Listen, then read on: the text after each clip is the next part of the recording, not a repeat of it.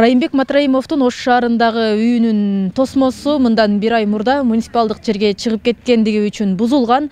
Эми болсо үйдүн өзү дагы мамлекетке өтүүсү мүмкүн болуп турат. Анткени кече гана үйдүн тосмосуна мөр басылып кетти. Бирок азырынча расмий маалымат бериле элек.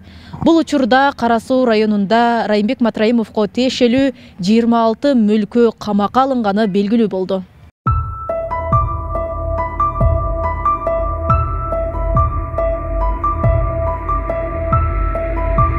Коомчулукка Райым Миллион аты менен таанылган, учурда издөөдө жүргөн Райымбек Матраимовго тиешелүү делген Кара Суу районундагы 26 кыймылсыз мүлкү камакка алынганы белгилүү болду. Мүлктүн арасында Исмаил Ата атындагы мечит, Исмаил Ата чайканасы дагы бар. Андан сырткары үйлөр, мамлекеттен үлүшкө алынган жерлери да камакка алынган. Камек объекттери бар, өзүнүн үйлөрү бар, ошолор арестке коюлуп, анан атайын кызматтын сурамынын негизинде биз арестке койдук да.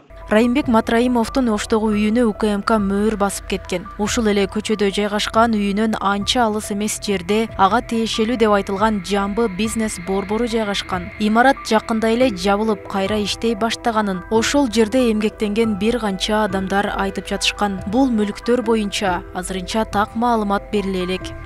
Матраимовду кубалап жиберишип, мал мүлкүн алып, анан муну өздөрү адалдаштырып, жарымын мамлекетке берип, жарымын өздөрү эле бөлүп алып атат деген ойдо калбаш үчүн алар ачык бардыгын мына биз монча миллион долларлык же сомдук мал мүлкүн конфискациялап алдык. Мунун бардыгы мына тизмеси, мына байлыктары мына мамлекеттик мүлккө өттү, мына жерде турат. Бул мамлекеттин пайдасына жумшайбыз деп. Ошондо эл нааразы болбойт да. Элде күмөн ой калбаш керек.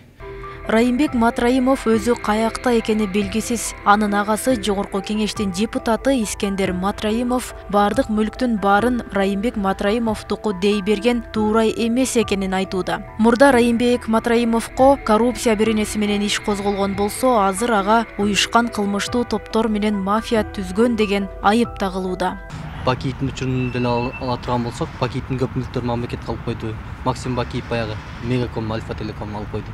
Ошондой эле саясат кийинки бийликтин эле түшүндө жүрүп атат. Тилекке каршы мурдагылардын эле катасын кайра кайталап деп ойлойм. Себеби баягы мыйзам сакталган өлкөдө сөзсүз түрдө ошол мүлкү бар адамдын адвокаттары менен согласие этип, ошонун негизинде сот жараяндары аркылуу мүлктөрүн тартып алса болот эле. Ал биз бүгүнкү күндө бизде сот институту дагы ишеништен чыгып көз карандысы институт болбогондуктан бийликтин айтканын кылып, андыктан чечимди дагы тез арада чыгарып берип, ошон негизинде соттун чечими барбы деп арестке коюп эле мүлктөрүн тартып алган учурлар кеңири кездешип атат. Бул ошол эле Матраимовдун мүлктөрүнө тиешелүү. Ошондуктан мен ойлойм, бул мыйзам талаасынан бир аз четтеген бир баскынчылык эле саясат болуп калды деп ойлойм. Матраимовдун байлыктары гана эмес, анын мафиясына тиешеси бар делген табакташтары дагы мамлекеттик кызматтардан алынып жаткан. Өткөн айда мындай жүйө менен укук коргоо органдарында эле 180 кызматкери иштен алынганы айтылган. 2 күн мурда Райымбек Матраимов менен чогуу соттолуп, айып пул төлөгөн Абдыбахап Борунбаев өз эрки менен депутаттык мандатын тапшырып берди. Бул аракет парламентте дагы Матраимов Көлбаев мафиясынан тазалоо башталдыбы деген суроолорго жем таштады. Жерде баягы Райым Миллион бардыгын бажыга ишке киргизди деп эле ошол бир адамга жүктөп эле өзүнүн баягы кетирип аткан кадрларын кетирип, анан өзүнүн адамдарын алып келгенге чоң шултоо болуп атат деп ойлойм мен. Анан экинчиден буга доказательство каяктан алды? Ошол жагдайларды элге ачыктаган жок. Бирок бул жерде алып койсо, мисалы эки жагы бар да, мыйзамдын укуктук жагы бар, анан моралдык жагы бар. Укуктук жагынын далилдеп туруп, сен мынын акчасы менен келгенсиң десе, ал ооба мен ушу менен келгенмин, мен кеттим деп өз мандатын эрки менен тапшырып берип кетип аткан чынды дагы эл айтат. Муну биз шайладык элек го.